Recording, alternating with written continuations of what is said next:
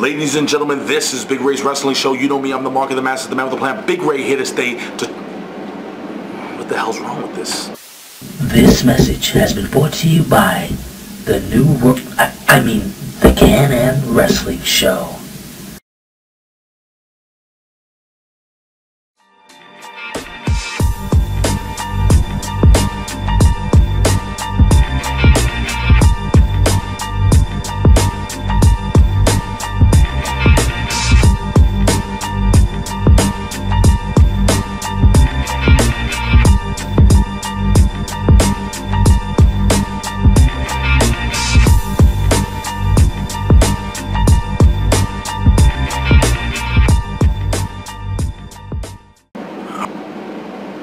Sorry guys, I had some technical difficulties, but before I continue, yes, the Can-Am Wrestling Show, ladies and gentlemen, will be back on Andre Corbeil's main page.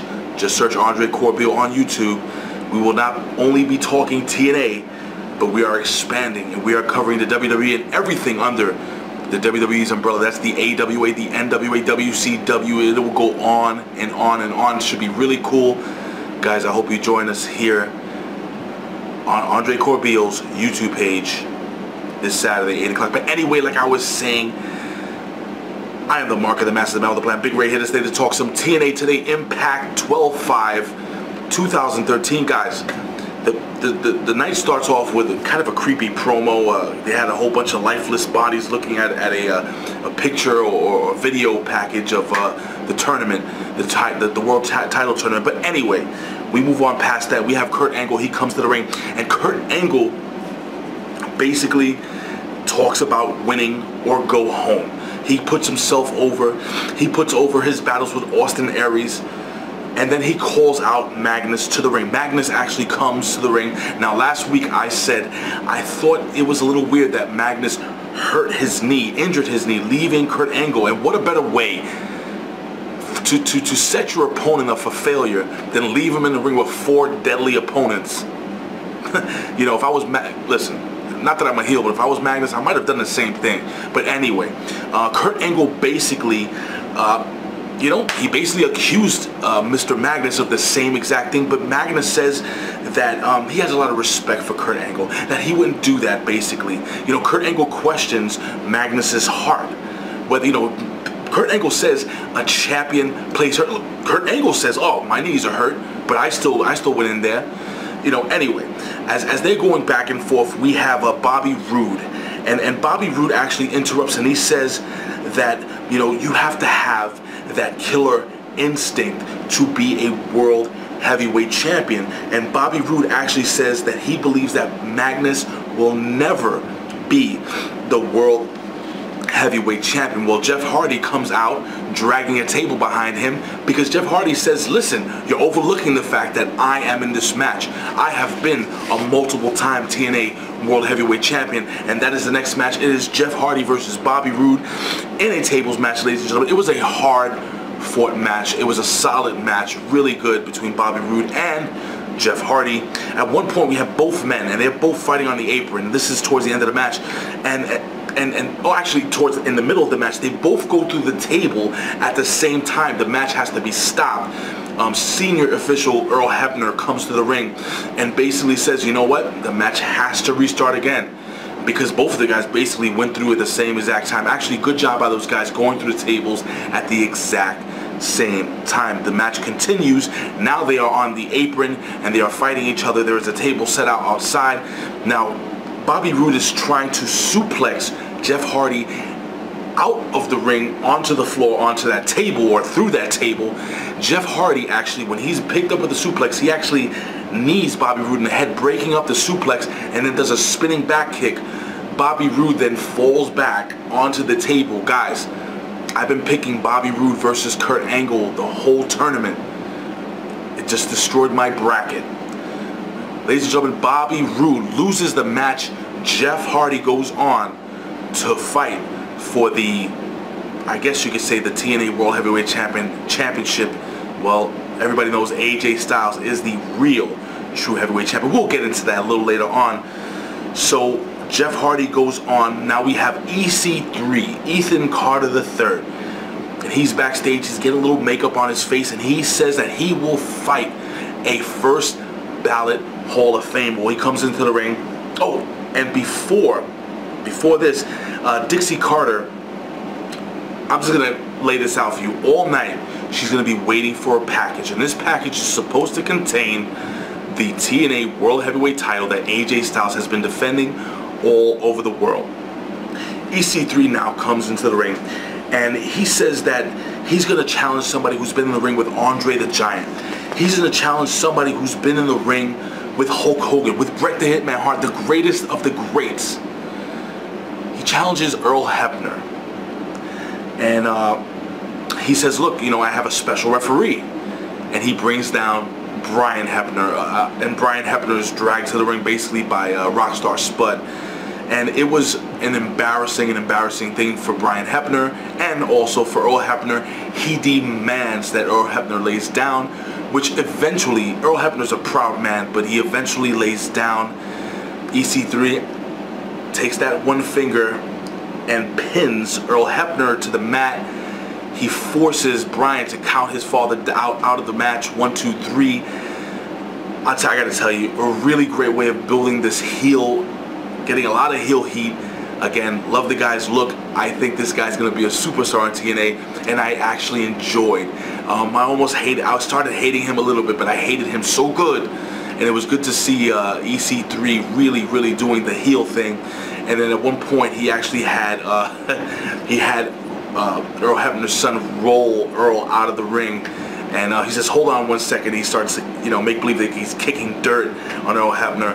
Really embarrassing for Brian and Earl Hebner. But again, EC3 goes, I mean, you know, technically he's right. He goes over a first ballot Hall of Famer.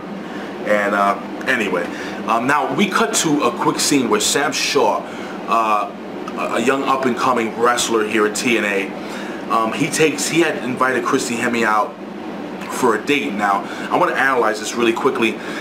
I think, not last week, maybe last week or the week before, I had said that I kind of like the whole American Psycho character that Sam Shaw seems to be kind of getting into.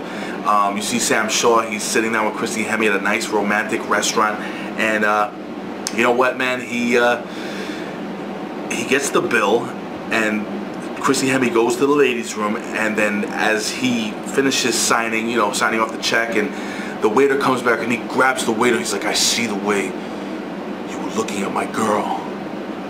Next time, I'll tear your eyeballs out." And dude, let me tell you something, guys. I actually really enjoyed that. I see a lot of potential in Sam Shaw. I like him in the ring a hell of a lot. And I really think this kid, if they play their cards right with this character, maybe something special. I would love to know what you guys think. Please leave your comments here below about Sam Shaw here at OneWrestling.com or YouTube /OneWrestling video.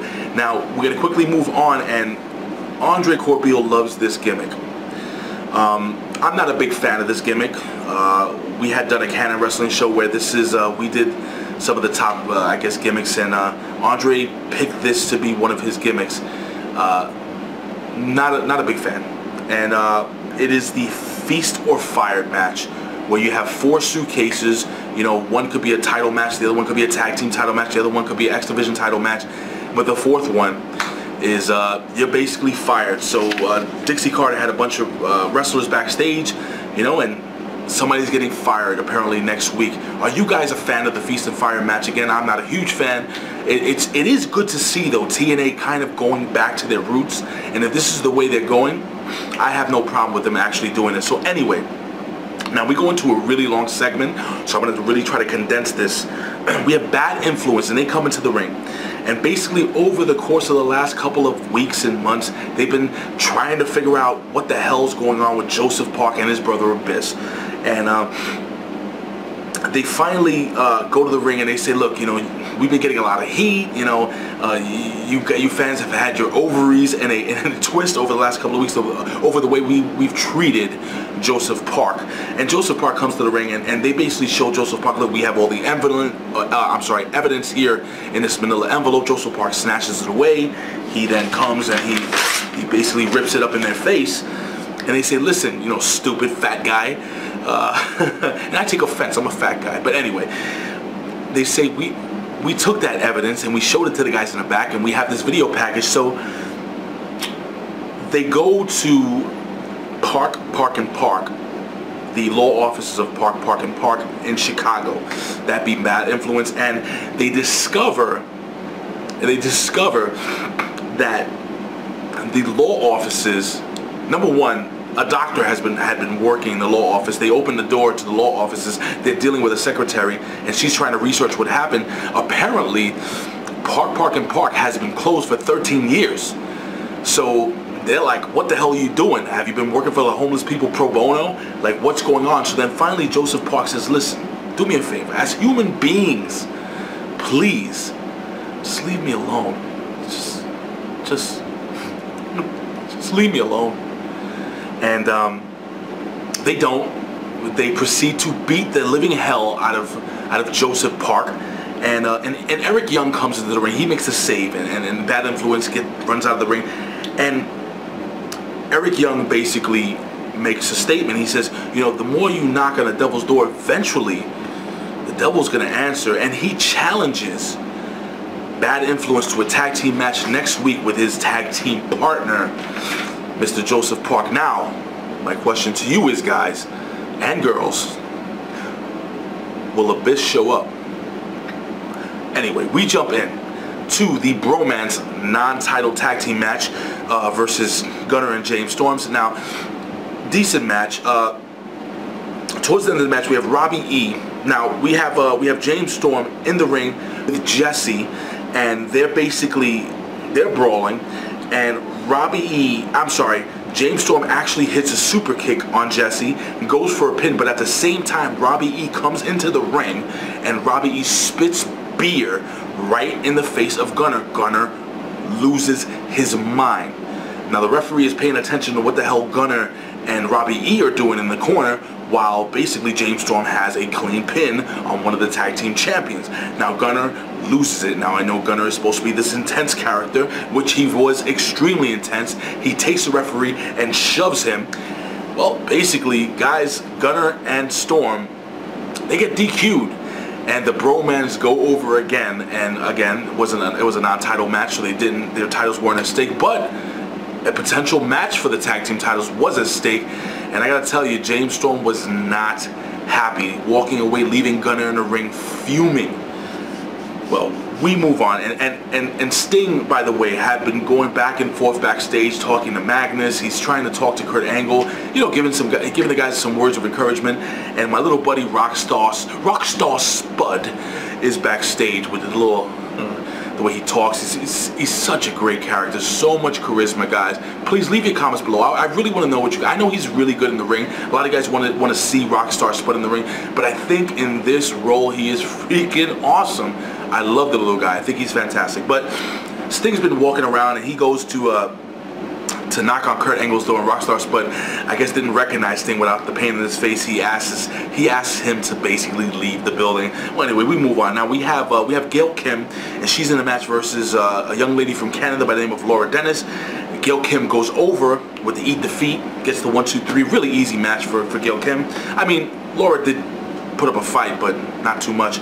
Now, towards the end of the match, we have Lady Tapa, who comes in, basically manhandles Dennis, and Dennis gets a second Eat Defeat by Gail Kim. Now Lady Tapa, trying to add insult to injury, puts her up in that fireman's carry, you know, into a stunner. She's about to hit that, but bam, ODB comes down with those two big melons, and she goes and she attacks Lady Tapa, hitting her with some really stiff chops to the chest, and she basically fights off, clotheslining Lady Tapa outside the ring. Lady Tapa and ODB are gonna get into it. They're gonna have a really big feud, I think, building. But my question to you is, Lady Tapa is hanging out with Gail Kim. Now, she's in a feud with ODB, but you know when you kind of hang a bloody piece of meat in front of a tiger, eventually that tiger is gonna, like Chris Rock says, the tiger's gonna go tiger. The tiger's gonna want to eat that meat. And I think Lady Tapa eventually will turn on Gail Kim.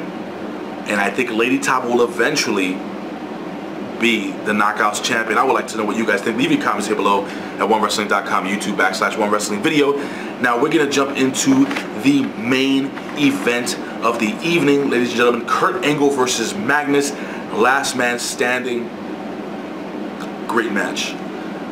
Really, really good match. Good, solid match. A lot of good spots. We're going to quickly go down to the end of the match where we have Bobby Roode, who interrupts the match while the referee is knocked out. Kurt Angle is put up in the attitude adjustment by Bobby Roode, basically a fireman's carry into a drop, and Kurt Angle is unable to get up. Ladies and gentlemen, Magnus stands up after the referee finally recovers. He's up before the 10 count.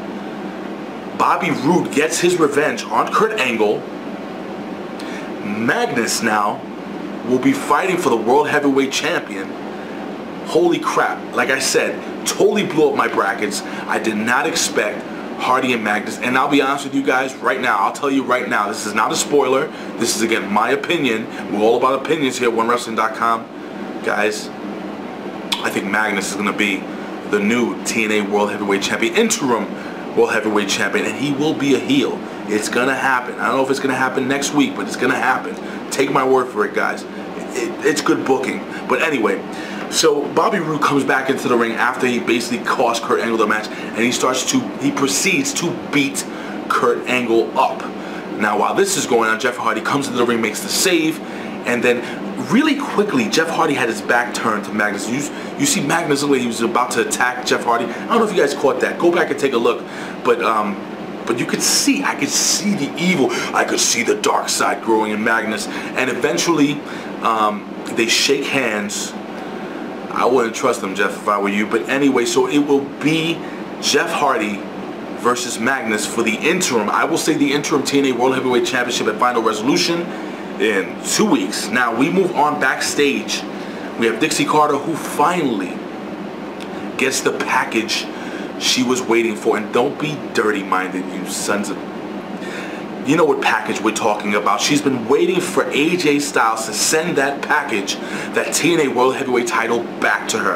And she's standing there with Rockstar Spud, and she has Rockstar open up that box, and she gets a title belt. She gets a little toy title belt, and she is pissed off. Then we cut away to AJ Styles, and AJ Styles with a video package, which is basically funded by the Friends of AJ. I wonder who that is, guys. Why don't you guys leave some comments? Who do you think the Friends of AJ Styles is? I mean, I think me and Andre kind of have an idea. We're going to be getting into it in the next couple of weeks in the Can-Am Wrestling show, but not right away. But I have an idea of who the Friends of AJ are, who's funding him, who's giving him money for those videos, helping him go around the world. It's expensive to fly to Japan, and then, you know, God knows where else he's going to defend that title. But AJ Styles basically says, if you want to come and get this title belt, you're going to have to come to Gainesville, Georgia and take it. But I got to tell you, you better watch your back. Now, AJ Styles is not threatening Dixie Carter. He basically states that people in Gainesville, Georgia really don't like Dixie Carter. Guys, there was a hell of a lot of show, and not only show, but there was some really, really good wrestling on tonight. Guys, great show. I really enjoyed it. Leave your comments here below. I say this every single week, and it's true. I would do this for a living, but if I can, I would do it anyway. Why? Because I love talking wrestling. Guys, you can follow us here every single week at OneWrestling.com, YouTube /OneWrestling video. Follow us on Twitter at OneWrestling. Follow me on Twitter at Big Ray Show. I will follow you back, and I will RT your stuff all day long, guys. Please subscribe to this page, hit the like button, follow, so on and so forth. Don't forget, the Can-Am Wrestling show is back. Myself and Andre CORBEIL, guys. I am excited to see what's going to happen over the next couple of weeks, and I cannot wait for AJ Styles to make his comeback, because eventually two worlds will collide. Guys, I will see you next week for Big Ray's Wrestling show right here, OneWrestling.com. Peace.